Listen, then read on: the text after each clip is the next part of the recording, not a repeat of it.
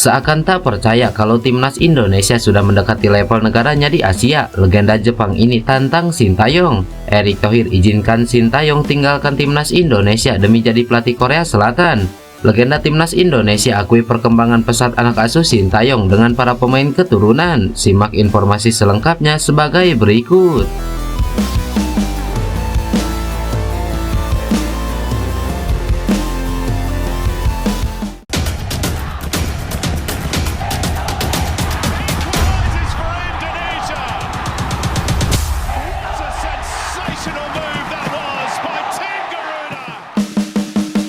Bermain sangat tenang di timnas Indonesia U16, benarkah Matteo Baker dipromosikan ke tim senior? Pemain timnas Indonesia U16 Matteo Baker menjadi salah satu nama yang mencuri perhatian saat menumbangkan timnas Singapura U16 pada laga pertama grup A Piala AFF U16 2024. Pasalnya, Matteo Baker sukses menampilkan performa yang solid ketika mendapatkan kesempatan bermain sebagai starter saat timnas Indonesia U16 mengamankan kemenangan pertama.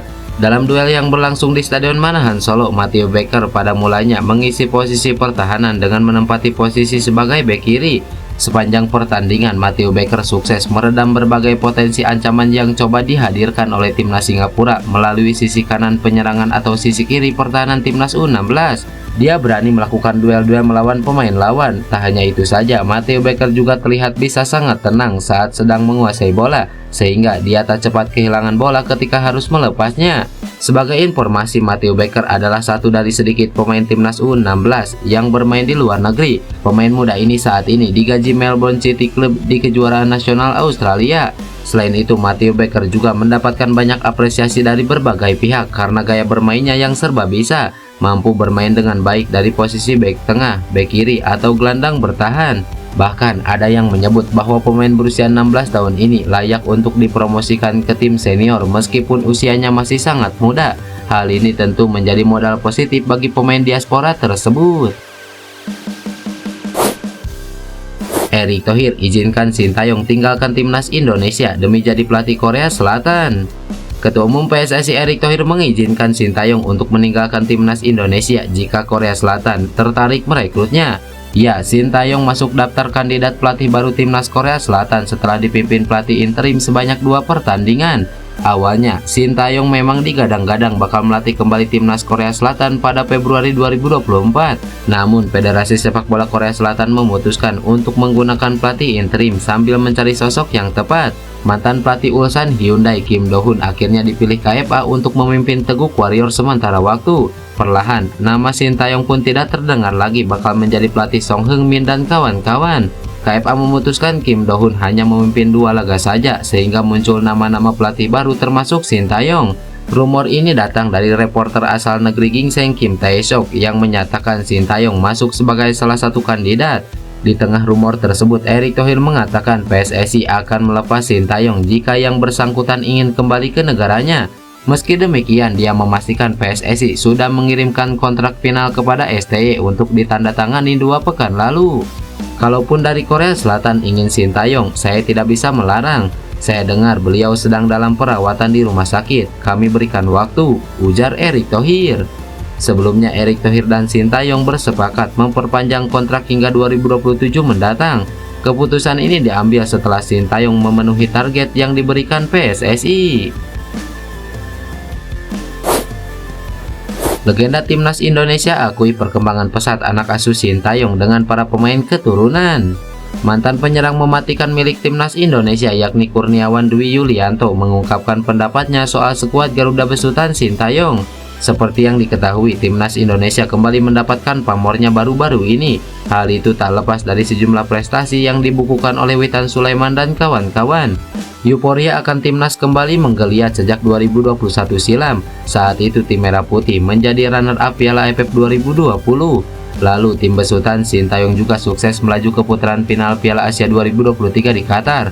Saat bertanding di ajang antar tim Asia pada Januari 2024 lalu, skuad Garuda sukses melaju ke babak 16 besar untuk pertama kalinya. Prestasi demi prestasi terus dicatatkan oleh timnas bahkan sampai level U23. Sintayong yang juga bertugas sebagai pelatih mampu mengantarkan anak asuhnya menjadi semifinal Piala Asia U23 2024. Sejak saat itu, penggemar timnas baik dari kalangan muda atau tua, pria maupun wanita terus membludak. Hal itu tak lepas dari dua faktor, seperti keberhasilan timnas Indonesia melaju ke putaran ketiga kualifikasi Piala Dunia 2026 zona Asia. Lalu, faktor datangnya banyak pemain keturunan atau naturalisasi ke dalam skuad Garuda. Kembali besarnya nama tim merah putih ini langsung ditanggapi oleh salah satu legenda sepak bola nasional, yakni Kurniawan Dwi Yulianto. Bomber tajam era 90-an ini berbicara mengenai timnas dalam sudut pandangnya. Menurut pria yang akrab disapa Kurus tersebut, timnas besutan Sintayong sangat baik akhir-akhir ini, sebab ada pembuktian berupa sejumlah prestasi dan peningkatan dalam ranking FIFA. Sebelum Sintayong datang, Indonesia tertahan di peringkat 175 dunia. Kini di tangan Sintayong, skuad Garuda mampu menembus peringkat ke 134 dunia. Di sisi lain, ia juga melihat adanya perubahan sikap dari para pemain. Kurniawan mengatakan bahwa para pemain timnas sudah mengerti arti profesionalisme. Hal itu tak lepas dari datangnya sejumlah para pemain naturalisasi atau keturunan ke dalam skuad. Menurutnya, hadirnya Sandi Wos dan kawan-kawan memberikan dampak yang positif kepada pemain lokal. Selain itu, para pemain lokal juga terbuka untuk belajar terkait ilmu atau pengalaman baru dari pemain lainnya. Jujur, progresnya makin meningkat, terbukti dengan peringkat FIFA makin membaik. Terus para pemain juga sudah banyak yang menyadari arti profesional. Impact dari pemain naturalisasi mungkin terbawa ke kehidupan pemain lokal juga sebagai contoh, ujar Kurniawan. Seakan tak percaya kalau timnas Indonesia sudah mendekati level negaranya di Asia, legenda Jepang ini tantang Sintayong. Penampilan memukau timnas Indonesia dalam sejumlah turnamen internasional mendapat atensi dari tim-tim besar di Asia. Kabar tersebut bahkan telah sampai ke legenda Jepang yang menantang Sintayong lantaran tak menyangka dengan pencapaian timnas Indonesia itu. Seperti diketahui, performa timnas Indonesia di kualifikasi Piala Dunia 2026 layak mendapatkan apresiasi karena mewakili Asia Tenggara ke ronde ketiga. Namun di ronde ketiga kualifikasi Piala Dunia, perjuangan timnas Indonesia akan semakin berat karena telah ditunggu tim-tim kuat seperti Jepang, Arab Saudi sampai Iran. Tak hanya itu saja, Sintayong juga kembali berpeluang menghadapi negaranya sendiri apabila timnas Indonesia berada satu grup dengan Korea Selatan.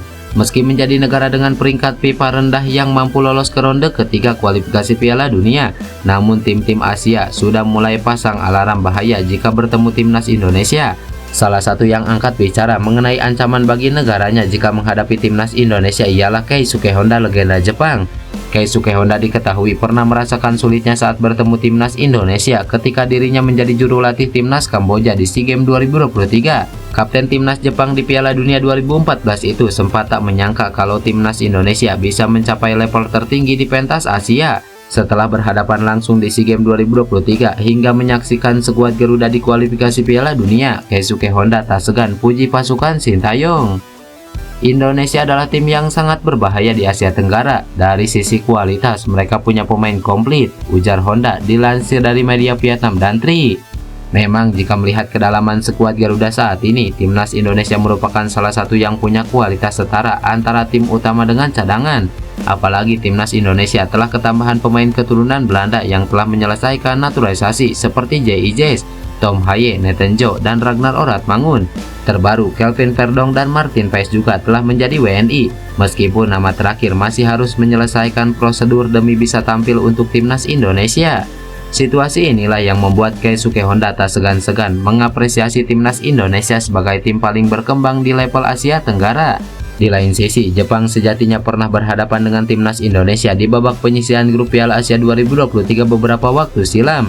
Ketika itu, Jepang menang dengan skor 3-1 atas timnas Indonesia di fase grup Piala Asia, walaupun harus melaluinya dengan bersusah payah. Kendati demikian, Keisuke Honda belum kapok akan hal itu, dan dia mengatakan kalau Jepang siap kembali bersua timnas Indonesia di ronde ketiga kualifikasi Piala Dunia 2026. Indonesia ini merupakan tim terlengkap di kawasan Asia Tenggara. Menarik untuk menunggu pertandingan antara Indonesia dan tim Jepang di kualifikasi Piala Dunia, ujar Keisuke Honda. Timnas Indonesia menempati pot ke-6 di undian ronde ketiga kualifikasi Piala Dunia 2026, sedangkan Jepang berada di pot 1, sehingga kedua tim berpeluang bertemu di grup yang sama.